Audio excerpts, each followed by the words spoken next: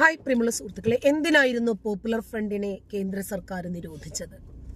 ഈ രാജ്യത്തിന്റെ ഭരണഘടനയെ വെല്ലുവിളിക്കും വിധം അവര് വളർന്നു. ഈ കേരളത്തിന്റെ ഹൈവേയിലൂടെ ഒരു വാഹനം ഓടണോ വേണ്ടയോ എന്ന് പോപ്പുലർ ഫ്രണ്ട് തീരുമാനിക്കും എന്നതുവരെ എത്തി. പബ്ലിക്കായിട്ട് അവരുടെ മുദ്രാവാക്യം എങ്ങനെയായിരുന്നു? 10 അണയ്ക്ക് കത്തി വാങ്ങി കുത്തിവാങ്ങും പാകിസ്ഥാൻ എന്ന് പണ്ട് വിളിച്ച മുദ്രാവാക്യത്തിന്റെ ഓർമ്മ പുതുക്കുന്നതിന് വേണ്ടി 10 സെക്കൻഡിന്റെ പകൽ വെളിച്ചത്തിൽ നിങ്ങളെയൊക്കെ തീർത്ത് കളയാൻ കഴിവുള്ളവരാണ് ഞങ്ങൾ. ഇതാണ് ആദ്യം പറഞ്ഞത്. പിന്നെ പറഞ്ഞത് ഇന്നവന്റെ ഭാര്യയെ. അതിനകത്ത് ആരൊക്കെ ഉണ്ടെന്ന് ഞാൻ പറയണ്ടല്ലോ. അപ്പോ ഇവരോടൊക്കെ വത്സൻ തില്ലങ്കേരിയുടെയൊക്കെ ഭാര്യമാരോട് വിധവാ പെൻഷൻ അപേക്ഷിക്കാനുള്ള ഫോം റെഡിയാക്കി വെച്ചോളാൻ, ആ ഓഫീസുകൾ നിരങ്ങുന്ന രൂപത്തിലേക്ക് നിങ്ങളെ എത്തിക്കുമെന്ന് ചലഞ്ച് ചെയ്തു. എന്നിട്ട് ആ 10 സെക്കൻഡ് കൊണ്ട് പകൽ വെളിച്ചത്തിൽ ഇവർ കാണിച്ചു തന്നു എങ്ങനെയാണ് ഞങ്ങൾ ചെയ്യുന്നത് എന്ന്. അങ്ങനെ പോപ്പുലർ ഫ്രണ്ട് വളരെ കുറഞ്ഞ സമയം കൊണ്ട് ഈ നാടിനെ വരിഞ്ഞു മുറുക്കുകയായിരുന്നു. ഇവിടുത്തെ ഭരണഘടന ഇവർക്ക് പ്രശ്നമല്ല. ഇവിടുത്തെ ദേശീയത, ജനാധിപത്യം, മതേതരത്വം, കോടതികൾ, ഇതൊന്നും ഇവർ മാനിക്കുന്നില്ല. ഹൈക്കോടതിക്ക് മുകളിൽ കയറി നിന്ന് ധർണ നടത്തുക, മുദ്രാവാക്യം മുഴക്കുക, ഹൈക്കോടതി ജഡ്ജിന്റെ തുണി പൊക്കി നോക്കി അദ്ദേഹത്തിന്റെ ജട്ടിയുടെ നിറമടക്കം വിളിച്ചു പറഞ്ഞു മുദ്രാവാക്യം വിളിച്ച് വെല്ലുവിളിക്കുന്ന രൂപത്തിലേക്ക് ഇവർ വളർന്നു. ഇവരെ തളയ്ക്കാൻ ആരാലും സാധ്യമല്ല എന്ന രൂപത്തിലേക്ക് ഇവർ പോയപ്പോൾ ഇവരെത്ര പോകുമെന്ന് നോക്കുന്നതിന് വേണ്ടി അഴിച്ചുവിട്ട നരേന്ദ്രമോദിയുടെ കയ്യിൽ ഇവരെ വലിച്ചു കിട്ടുന്ന കടിഞ്ഞാണുമുണ്ടായിരുന്നു. വലിച്ചൊതുക്കി കെട്ടിവെച്ചു, പിന്നീട് കുതറാൻ അനുവദിക്കത്തുമില്ല. ആ രൂപത്തിലായിരുന്നു മോദിയുടെ ഓരോരോ സമീപനങ്ങളും. വർഷങ്ങളോളമായി പോപ്പുലർ ഫ്രണ്ടിന്റെ നേതാക്കളുടെ വീടുകളിൽ മീൻ കൊണ്ടുവരുന്നവരായും ഇവരുടെ ചിക്കൻ കടകളിൽ, ഇവരുടെ കൺവെൻഷൻ സെന്ററുകളിൽ, മതപരിവർത്തന കേന്ദ്രങ്ങളിൽ, ഇവരുടെ മതപരമായിട്ടുള്ള ക്യാമ്പുകൾ നടക്കുന്ന കേന്ദ്രങ്ങളിൽ, ഇവരുടെ ഹിറ്റ് സ്ക്വാഡുകളിൽ, ഹിറ്റ് ലിസ്റ്റുകളിൽ ഒക്കെ NIA ഉദ്യോഗസ്ഥർ ബംഗാളികളാണ് എന്ന വ്യാജേന കേറിക്കൂടി.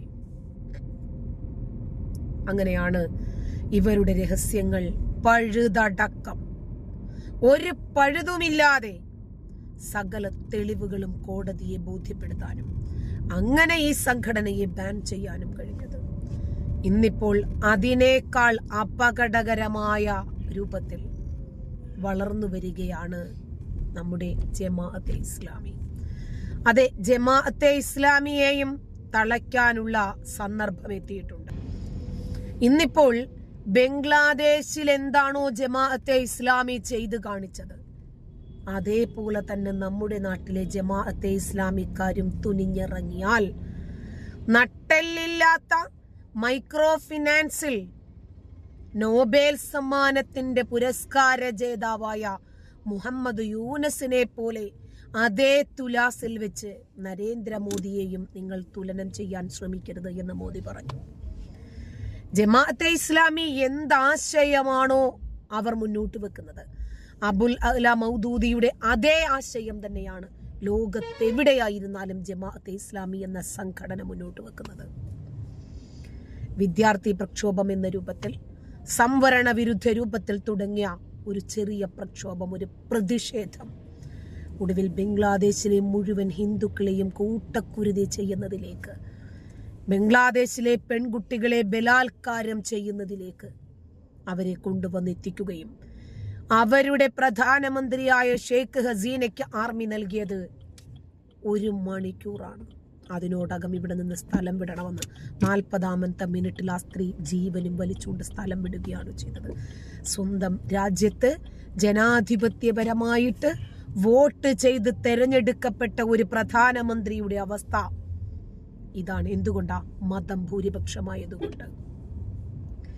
ഏതൊരു രാജ്യത്തും മതം ഭൂരിപക്ഷമായാൽ ഇത് തന്നെയായിരിക്കും അവസ്ഥ, സംശയമില്ല. ഇതേ സാഹചര്യം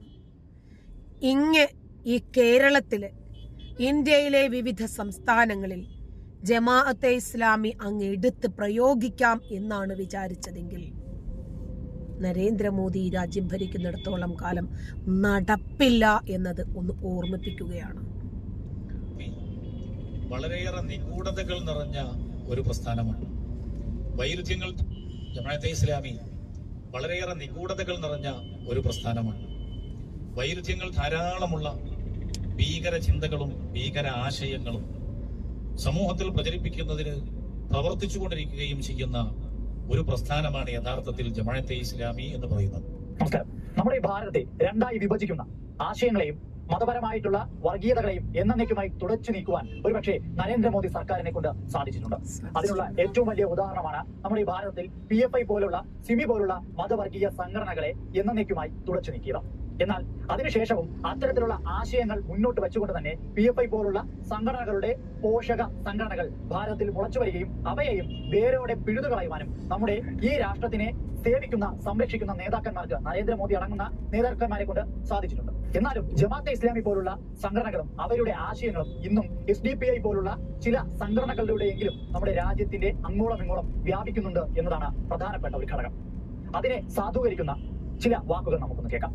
ജമാഅത്തെ ഇസ്ലാമി വളരെയേറെ നിഗൂഢതകൾ നിറഞ്ഞ ഒരു പ്രസ്ഥാനമാണ്.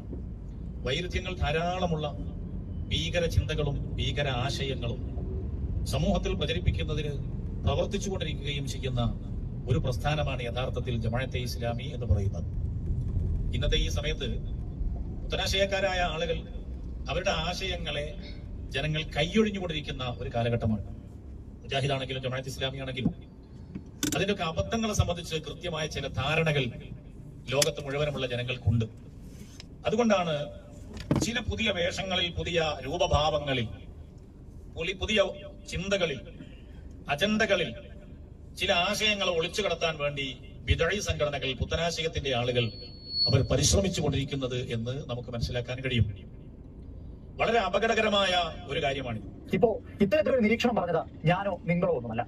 മതം വിട്ടവരല്ല പറഞ്ഞത്, നിരീശ്വരവാദികളോ യുക്തിവാദികളോ അല്ല പറഞ്ഞത്, സംഘികളോ കമ്മികളോ കൊങ്ങികളോ സുഡാപ്പികളോ അല്ല പറഞ്ഞത്.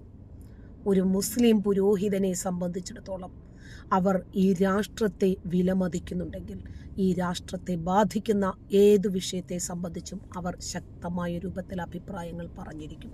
അതാണ് നമ്മളിപ്പോൾ കേട്ടത്. കാരണം അങ്ങനെ ആയിരുന്നെങ്കിൽ അവർക്ക് അതിനെ എതിർക്കാമായിരുന്നു. ഇവിടെ MEG7 പോപ്പുലർ ഫ്രണ്ടിൻ്റെയും ജമാഅത്തെ ഇസ്ലാമിയുടെയും കീഴിൽ MEG7 ഇവിടെ ആയിരക്കണക്കിന് ബ്രാഞ്ചുകൾ വളരെ ചുരുങ്ങിയ സമയം കൊണ്ട് വർദ്ധിപ്പിച്ചപ്പോൾ അതിനെയും എതിർത്തുകൊണ്ട് രംഗത്ത് വന്നത് ഇസ്ലാം മത നേതാക്കളും സംഘടനാ വിഭാഗങ്ങളും തന്നെയായിരുന്നു എന്ന് മറക്കരുത്. അവരുടെ കൂട്ടത്തിലുള്ള അവരെ പോലുള്ള ഒരാൾ തന്നെയാണ്. അതായത് ജമാഅത്തെ ഇസ്ലാമിയുടെ ആശയങ്ങൾ, ഭീകരമായ ആശയങ്ങൾ ഇന്നത്തെ പുതിയ തലമുറയുടെ മുന്നിലേക്ക് വയ്ക്കുന്ന ചില കാര്യങ്ങളുണ്ട്. അത് ഈ നാടിനെ വിഭജിപ്പിക്കണം എന്നുള്ള തരത്തിലുള്ള ചിന്തകൾ തന്നെയാണ്. ഇതുകൊണ്ടൊക്കെ തന്നെയാണ് നരേന്ദ്രമോദി സർക്കാർ അധികാരത്തിൽ വന്നയുടനെ PFI പോലുള്ള യുവാക്കളുടെ തലച്ചോറിൽ മതവർഗീയത കുത്തിനിറയ്ക്കുന്ന പ്രസ്ഥാനങ്ങളെ നശിപ്പിക്കുവാനുള്ള മുൻകൈ എടുത്തത്. അത് മാത്രമല്ല, SDPI പോലുള്ള മതവർഗീയപരമായിട്ടുള്ള ആഹ്വാനങ്ങൾ മുന്നോട്ട് വയ്ക്കുന്ന സംഘടനകളെ ഒരു മൂലയിലേക്ക് ഒതുക്കി നിർത്തുവാനും നമ്മുടെ ഈ ഭരണം കൊണ്ട് നരേന്ദ്രമോദി സർക്കാരിന്റെ രാഷ്ട്രത്തോടുള്ള ബഹുമാനം കൊണ്ട് എന്ന് വേണമെങ്കിൽ പറയാം. അപ്പോ ഇവരുടെ കൂട്ടത്തിലുള്ളവർ തന്നെ കാരണം പോപ്പുലർ ഫ്രണ്ടും ജമാഅത്തെ ഇസ്ലാമിയും SDPIയും സിമിയും PDPയും NDFും ഒക്കെ വളർന്നു വന്നാൽ ഈ രാജ്യത്തിന്റെ ജനാധിപത്യത്തെ സാരമായി ബാധിക്കും എന്ന് കൃത്യമായി നരേന്ദ്രമോദി മനസ്സിലാക്കിയതുകൊണ്ടാണ് ആ രൂപത്തിലൊരു നിലപാടെടുക്കാൻ സാധിച്ചത്. നന്ദി.